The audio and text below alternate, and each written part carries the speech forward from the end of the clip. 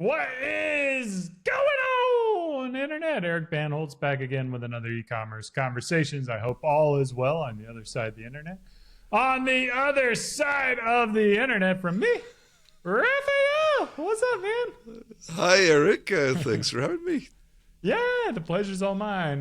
What is this, your second or third time back on the show? I think I've never been on your show, to be honest. Joe, you've been on my show. We've recorded a podcast before. Are you kidding me? Maybe, a while ago. I don't recall. It has been a while. But we've known each other for a long time. I think it started at, through our mutual friend Antonio, right? And the show, and we've spent some good times together at e-commerce fuel. We did like a retreat together and stuff. So yeah, we have some history here. Yeah. We're old friends. We're old friends, and not only that, you and I are in a pretty similar style of marketing, generally speaking. For our listeners who didn't catch the previous episode, which includes yourself, why don't we go ahead and tell them who the heck you are and what the heck you do? Yes. So I'm Sven Raphael Schneider. I go by Raphael, and I started, as a kind of teenage boy in Germany who got an interest in fountain pens. That was like my first foray into, making money at a paper route, and I found eBay very early on in Germany, and so as a teenager I started selling stuff, and I came across fountain pens like Mont Blanc, if people know what that is. And then I saw it, I bought lots of bunch of stuff, and there were cufflinks in them, and I was like, oh, what are those for? And it was like, well, you need a French cuff shirt, right? Like a double cuff where you can just see the cufflinks.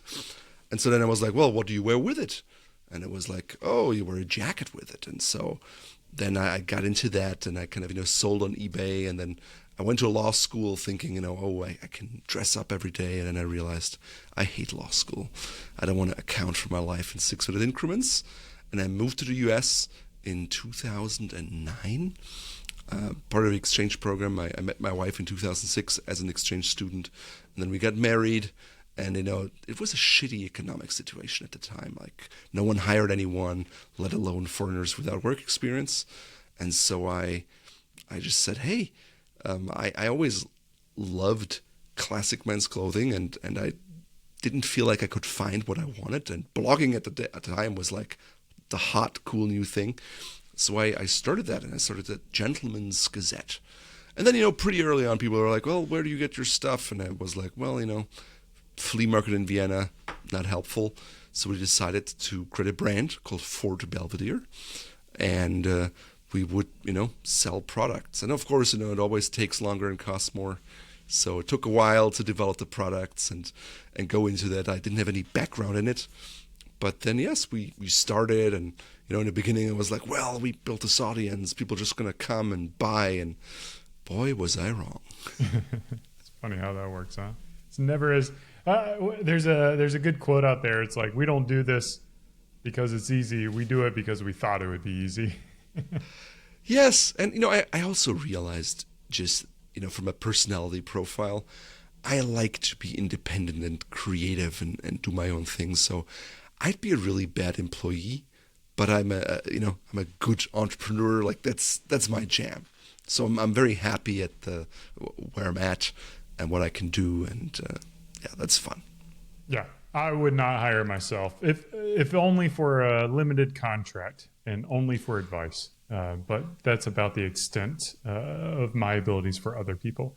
So yes, exactly. I always think like, well, why wouldn't I do it for myself? And I get it from an employer perspective. You have to, and it's like just understanding personalities. And also when we hire, it's like, I don't want to hire people who want to start their own business right away. It's a different personality, and you need different people for different things. Yeah, for sure. It's so what's going on, man? Like you and I have both built 1 million+ follower channels on YouTube. We're content creators. You've got a blog. Congratulations on that.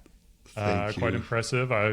I've seen you've got some bangers out there, but I want to talk about like Is that still your primary growth channel? Is YouTube, or you're not Well, really growing on ads right now? Yeah. So, we started with organic search, right? That was kind of our bread and butter. And we grew pretty, neatly. I think we had over, maybe 1.5 million page views a year. But then I realized, what was happening was you had some things that kind of gained in popularity and you had some things that dropped. So it was kind of a growth curve, and then it kind of ebbed. And I was like, well, what can we do? And I had dabbled in video, and I think very early on in like 2012 or so when YouTube was really new. And then I didn't really get on the bandwagon until 2015. And at the time, most people weren't doing video, right? So I think it helped being early to market.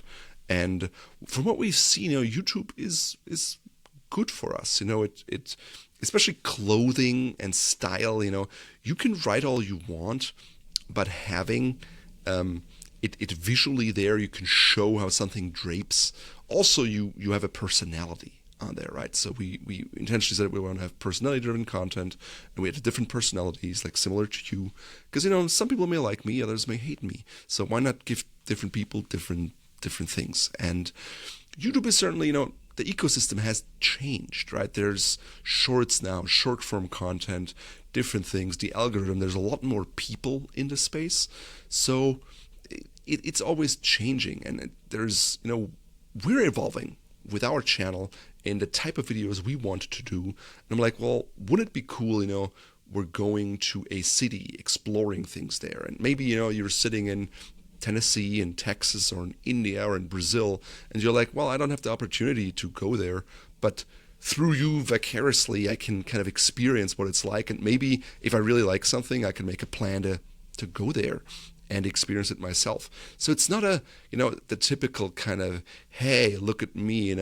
look at this pocket square, buy this, and how cool I look.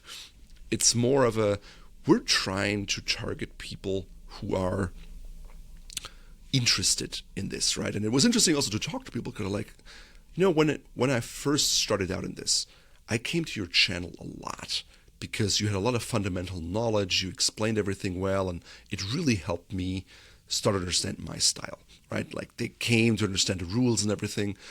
And then maybe they kind of, looked at different channels or were interested in different things. So we intentionally made a shift to say, hey, yes, we still want to provide, foundational content, but also keep people on our channel who are, more advanced, who do things differently. Because ultimately, we're in a niche market and we appeal to a niche audience. The majority of people wears, athleisure clothing.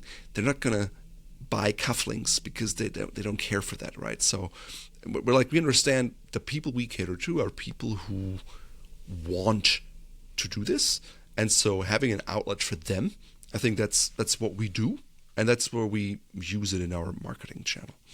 Sorry, long answer. Yeah. Are you seeing the numbers crunch out? Like typically, YouTube's channel is going to get sponsorship. Do y'all do any other sponsorship, or is it all for Belvedere? We do sponsorships here and there if it aligns with our core values. So I like quality stuff, right? I like high quality stuff. So I didn't start this to promote cheap garbage I don't believe in, right? So if someone approaches us with that mindset, I'm like, no, thank you, right? If someone, I think Nomos Glashütte, it's a German watch company. They're, smaller, focus on quality, good design, all that stuff. I'm like, oh, that's a good match. I'll happy to, promote this because I believe in it, right? I mean, there are other channels, and I'm not blaming them. I think, YouTube, you can only, in order to make YouTube work, the YouTube ads alone are not enough, especially if you have a decent production quality, if you have a production team.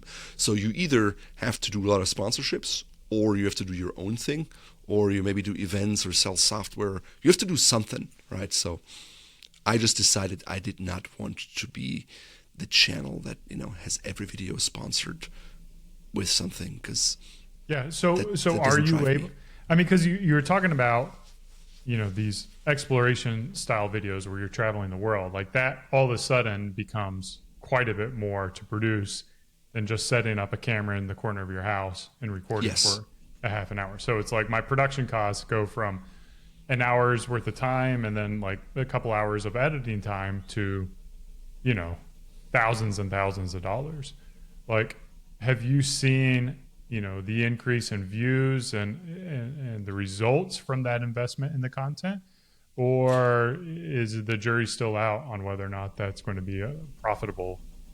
Yeah, we went to London last year, and we intentionally said, let's try something new, and not everything new is always gonna pan out perfectly. But of course, we look at our numbers, we look at our analytics.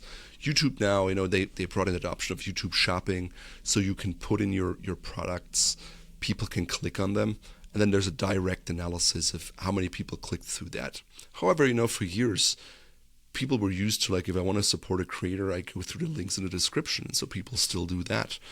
And we track that too. And then, you also ask people like, hey, how did you find us, right? What did you like? And you talk to customers. And so I think it's hard to say this is exactly the amount that we're getting from it. But the feedback we get from our customers, from our viewers is good. And of course, we see some videos, deliver more revenue than others. And of course, we try to see patterns and say, hey, why is that video better than another, right? And so you play with that, but I also realize, you can't just do one type of video, right? You need to have like a top of the funnel content that makes people aware of your channel, then maybe a middle of the funnel content that is, about product stuff, or like, a buying guide, for example. And then you have bottom of the funnel content where you maybe go very specifically around like, hey, here's my pocket square collection, right? And I have all of these pocket squares, and, I like this one for that reason. And that can help people who are decided I want to buy a pocket square and then kind of come to you. So I think that is still working for us. If you look at the pure attribution, I think there's a lot is attributed always to organic search. But, it's multi-touch, right? It's like just because people, maybe they watched it on their phone, but they don't like checking out on their phone, then they go home, hit Gentleman's Gazette, branded search, come to you. It's like that branded search is coming from somewhere. And it's interesting, I talked to a guy now his name is John, and all his acquisition is from Facebook, right? That's the only thing he does. And he's like, I'm basically an agency, and I just promote it. And he's like, well, even I see branded search after a while and organic attribution, but I know that's kind of BS, because in reality, it's all from Facebook, because that's where I kind of put my money. Yeah. And we know with the kind of adverse of or AI, right, and video content creation, I think it will be easier and easier to create content, right? And I think early on when I started, I was like, having a Facebook page was the big thing. And then it was having Instagram. And I was like, okay, on Instagram, I'm competing against millions of others in terms of things. On YouTube, it's more expensive. The barriers to entry are higher. So I have fewer people to compete against. And it's the same with, traveling to Vienna, right? How many people can travel to Vienna, B, can speak the language, do that, dive in, and do that really? Maybe 2 or 3 channels, and that's it. So I'd rather be a big fish in a small pond than a small fish in a big pond. Well, let's talk about that. I think one of the mistakes, or maybe one of the regrets that I have, is in the early days doing a little bit of everything. So you do a little bit of paid, you do a little bit of PR, you do a little bit of, blogging, you do a little bit of YouTube, you do email marketing. And what happens is when you acquire a customer, that attribution is really, really muddy. You have to have kind of general faith, so you don't really know where to go. Your buddy John, who only does Facebook, knows all the money he puts into Facebook is driving it, and all the other stuff is just kind of noise. And it makes it really simple to kind of understand what's working, what's not working, how to make adjustments, and kind of tweak from there. My next one, if there's ever a next one, it's just going to be one channel. It's like I'm going to pick the one that I feel like is going to be the best for us, and then just that's it, and try to get it as good as I can, so I don't have to deal with all the messy attribution, and get a good feel for what's working, what's not working. you mentioned blogging was kind of the start of Gentleman's Gazette, or it was a big part of what you're doing. How has, and you mentioned AI as well, like how has AI impacted the results of your blog, and are you seeing any kind of traffic from AI at all, or how are you planning for, in my opinion, the switch from search engine marketing to AI marketing? Yeah, good question. What I wanted to mention about your thing before that you said, like I just want to do one channel and do it. And I think it's fair to say, hey, I just want to do one channel and own the channel and know how it works. I once talked to kind of an old school, advertising executive, and she said, when we really see things go through the roof is if we have TV marketing, we have billboards, we have newspaper and digital all together at the same time. That's when you really get all the eyeballs and all the attention and all that stuff. But I think it's wise to not try to start as a small business and do everything, right? I think for us, it makes sense to also have email marketing, right? Because we're collecting emails from our customers. It does work. I mean, to be fair, email, they're coming in from somewhere else. Email's not a growth channel unless you're buying, lists, placements in newsletters or something like that. But yeah. And we have focused on YouTube, and we will focus on YouTube. Does it mean we may not start testing out video ads? Maybe. Yes, I could see that because it's kind of adjacent. We have the production team in house. We can test the creative, we can do stuff, and that's one thing. With AI, yes, I'm always a very forward thinking person, and I like the whole reason for us being around is that kind of idea of classic style. Right? I buy something today, but it's not fashion waste that is thrown away tomorrow, but I can wear it now, I can wear it 10 years from now, I can wear it 20 years from now. And same with our content, right? It's like we do something quality, you buy this pair of cufflinks, you can wear it now, you can, pass it on to your children, it's quality, it remains. And I liked it about content too. It used to be Google was very reliable, right? We could just have that content and know people would search and they come to us. Now, that will change. And I think overall, I saw some statistics, and a surprisingly small number of overall searches came from AI. Most of it still came from Google. But I look at the writing on the wall, and it's like, well, Google is having more and more AI widgets. People want an answer right away. They don't want to go to a website to then read through something and understand it.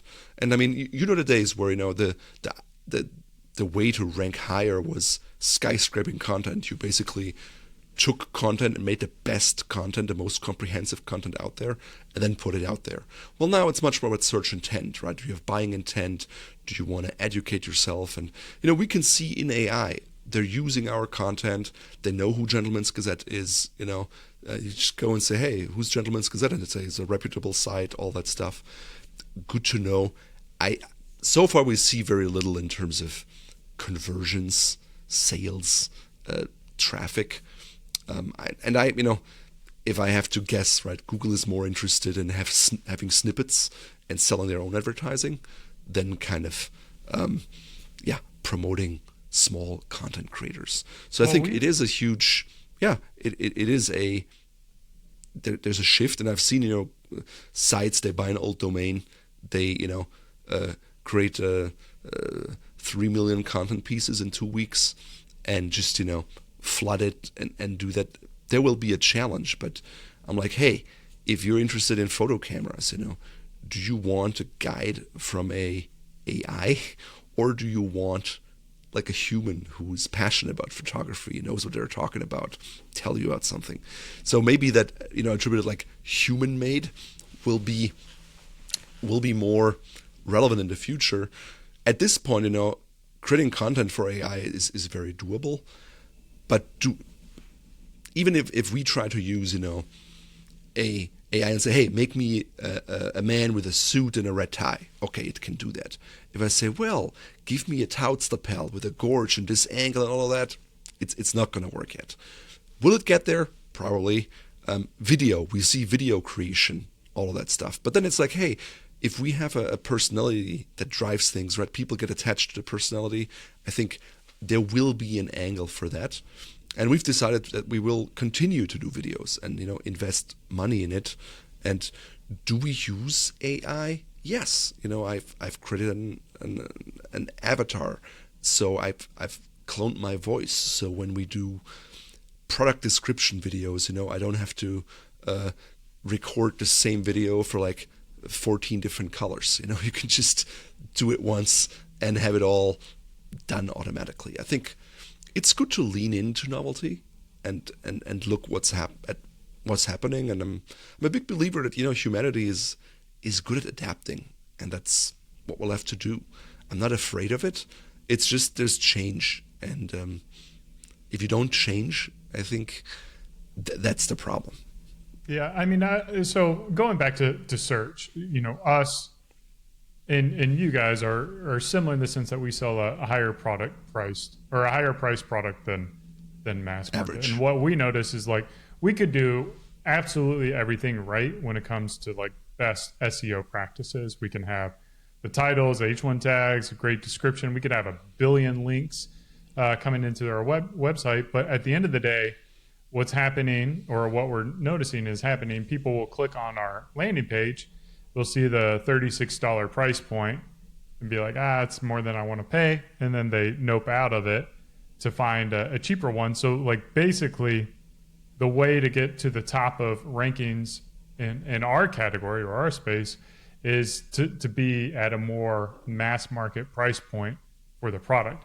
So our rankings have just plummeted, like and effectively like search as an organic results search engine optimization is effectively like over for us. Like I see no future in that pathway as long as we have a premium price point. And I don't know if you're seeing that as well, or is all the search that's coming your way are like silver cufflinks or kind of like premium cufflinks or heirloom cufflinks. I don't know what the kind of more the long-term keywords that you still have opportunity in that. I've spoken to several like SEO agencies and people, and they always echo what you just said. It's like if you are a premium, higher priced product, it will be harder to rank for stuff with purchase intent, simply because it's they look at the conversion rate, and you will have a lower conversion rate than a product that costs half as much, right, or a third. But what we've seen is, and Google doesn't. They used to tell you exactly what keywords people were searching and how they came to your site. A lot of that is gone, right? You can see what are the landing pages where people land on, and based off that, you can kind of guess what they're searching. So we have a lot of attribution to organic search, but it's usually more more detailed. If I know, for example, you can have a necktie, but if you have a Mattersfield needs necktie or a Matter silk, that is a very specific niche product that maybe these cheaper people, they can't offer it because it's too expensive, so they're not going to focus on it. But the people who know it will see it, and then you have a chance to still rank. And you have to convince people, like, this is the product, this has these features and it costs that much. This is that product, it doesn't have those features and it costs that much. You have to decide what you want. Is it this or is it that? But yes, I think trying to focus on solely purchase intent SEO ranking pages for us at a higher price point is probably besides the point.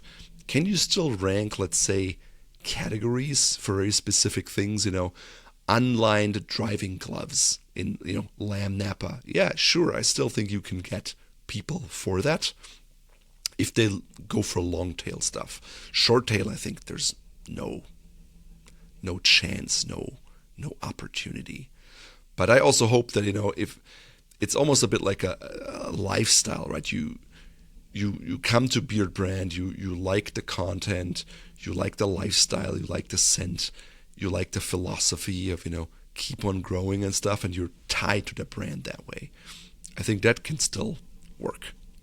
Yeah, I think branding is really going to be that last element in the new AI world where branding is essentially humanity, right? Like I don't know, maybe AI will be able to come up with brands and be able to be cohesive with their messaging and their design and the packaging. I just find that hard to believe. So I think founder-led companies, or at least publicly facing founders, are going to be a commodity. Everything else will get commoditized. So Yes. like that will be the differentiator, is basically who's running it, why are they running it, what are they doing it Yes. for, and do I like Are that they- person or not person? Is that a passionate person who stands for something? It can be. I'll provide the best value in the market. I'll provide this or that. But I also realize, as a small company, you cannot compete with like Aldi and Walmart. Yeah. Or recently I've seen this company called Quince. My wife has bought a few things from there. I even like tested out one of their kind of like tennis bracelets. They had like gold diamond tennis bracelets, made in India at certain gold. And now I ordered it from there, and the customer service was horrible. The package didn't show up. Every email you got was from a different person, just AI spun content. It was just not helpful. It wasn't working. But the approach they do, and I think it's working in a way, is just value, right? They try to provide this unbelievable value, and they even they claim to have costs of certain things. So for example, they have a leather, it's like a leather bag, and it sells for $99.90, and they claim their cost is $95.66. So you cannot operate a business on that. $5. Yes, and if you look at all the big brands out there, like direct to consumer, I don't know, Peloton, Allbirds, Warby Parker. You look at their stock, quarterly earnings reports. They're losing double-digit millions each month, right? So it's not a profitable business. They're still trying to get market share. They've been trying to do that for years. I'm like, as a small, like founder-led business, we don't have the luxury to do that. We don't have the luxury. We have to pay our people now, or they're gone.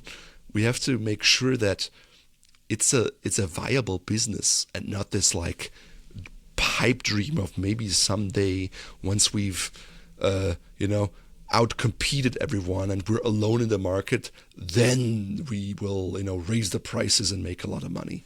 But I think if you just build a company entirely just based on growth and not on sound business principles, it's really hard to change the culture over at a later point in time. Yeah, I don't feel any envy, or I have no desire to operate those style businesses. I can understand like if you're losing money because you're building manufacturing in-house, or some kind of like capital infrastructure, or inventory buy or something like that. But if it's all going to higher and higher customer acquisition costs, like if the math doesn't work out as you grow, it's not going to work out. Like it's never going to work out. And sometimes people are like, well, my initial customer acquisition cost is a break even or at a loss, but then on the following order, that's when I make the money, right? So that's it's a leap of faith, unless hey, I have a very high 50% of our customers repurchase.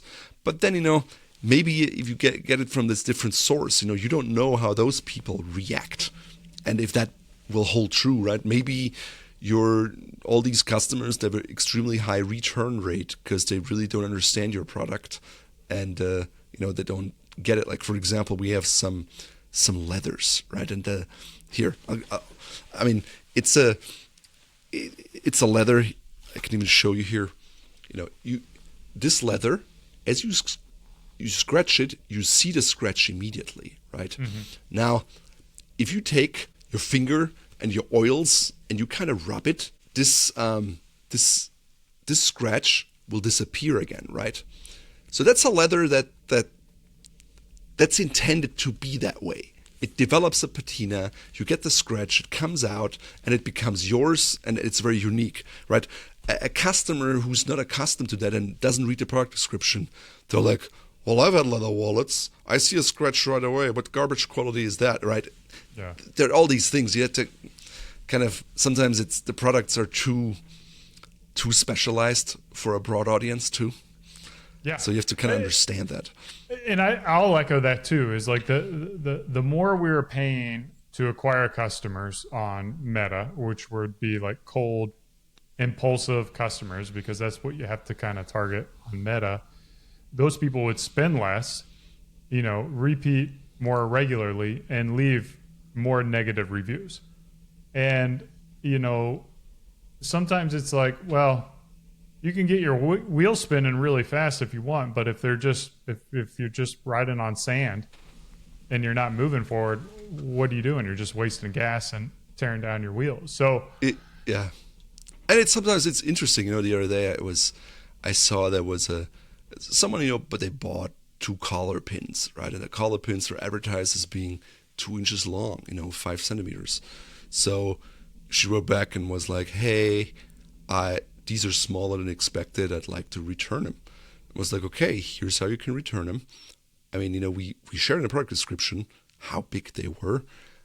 That being said, if you said they're too small, we have larger ones available, right? And this person even wrote in the signature, I'm a professor at law at this university.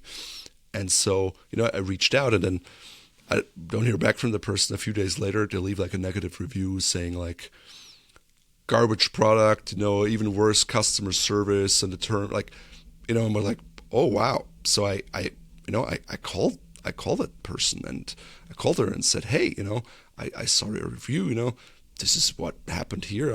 I'm curious as to what you expected, And she was like, well, there was a restocking fee. I was like, okay. I mean, it was in the terms. I understand that you weren't, happy with it and everything. And, but I'm like, hey, I wanted to help you find something that truly works for you, and here I'll give you some store credits so you can try them out. But they were just, put off by that. I was like, well, first of all, the product was described as such, you didn't read it and say it's not as expected. And then, you basically lie in the review on what's happening. And that's not the type of customer I want. I'm going to tell you, man, you got to get, is that the German in you coming out? Following those rules? You're selling a premium price point. I want to charge a restocking fee, man. If I were running that business, I would figure out how to make that math work and just eat that cost. Well, and I think she had a valid criticism, man. I'm going to tell you that straight up on the podcast. Well, I think you got to get rid of that restocking fee. We had no restocking fee for a very long time, and what we found is people with lower purchases and stuff like that.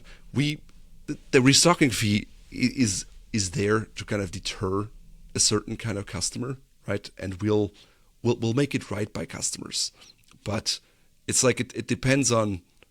Yeah, you're overthinking it, man. Either just raise your prices and factor in whatever that percentage is, because the higher prices will also deter that same customer, I think. Yeah. And then just true. Be like, we're Fort Belvedere. Not only do we have great products, great service, it will make you whole. You got no risk. Yeah. And give them that confidence that they can buy, and then they pay a little bit more for that. And then you don't have to worry about these arguments. It's just all right, we'll take care of it. Yeah. And we always test things and we try things. And that was our policy for probably 10, 12 years. Now we try that out, see how that works. We're fluid. We're changing things. We're not just sticking with the same thing all the time. And that No, we do the same thing too. We try cheaper shipping options. We did the smart mail that would take 2 weeks to get there, and then everyone starts bitching about that. Exactly. You try different things and you see what works and what doesn't work, and it's you adjust what you want to do or don't want to do, for sure. Yeah, but I agree. One of the things that we've done intentionally is in our space, everyone wants free samples. It's hey, you got any samples? And I'm like, well, just buy it and I'll give you all your money back if you don't like it. Like to me, it's like, because what I want to attract is, like you said, the right kind of customer who's willing to part $36 for a product. But someone who's like on the fence and, you know, they really don't want to know if it's in their budget and it has to be perfect. Like, I'm sure there's potential customers there. And if I was a mass market producer, I would, you know, bend over backwards, do all of the sample kits, but that's not the business we're trying to build. So by not doing samples, we're filtering out those same people. And we probably do get reviews. So I agree with you in the sense that you do want to filter out non-ideal customers. I agree with you. And there are ways to do that, right? Like, for example, we sell these lower expensive items like shoelaces, for example, right? And you see people buying one pair of shoelaces and they know then they want to exchange it and all that stuff. These are the kind of expensive things. So you could say, hey, we bundled. You only have to buy 4 shoelaces together or something like that, right? There's always ways to do things and try to do different things. And at the same time, you know, we've seen customers who, you know, started buying some shoelaces and then eventually, you know, they'll buy a lot of stuff because, like, the shoelace is great, the customer service is great. You know, you really take care of it. Like, for example, the guy with the wallet, right? We're like, hey, you didn't like the wallet? Great. Send it back. What do you want? Oh, you want this? We have that letter. Let us send you that wallet, right? And they're like, this is amazing customer service, right? Or like, I don't know, the socks, I have a hole in there. I'm like, it seems like it came off because you ripped off the tag too hard, but here, you got store credit, buy another pair of socks, right? We do take care of customers like that. Well, and I think, you know, so many customers are used to fighting with, you know, mega brands about, you know, will it get refunded? Will it get returned?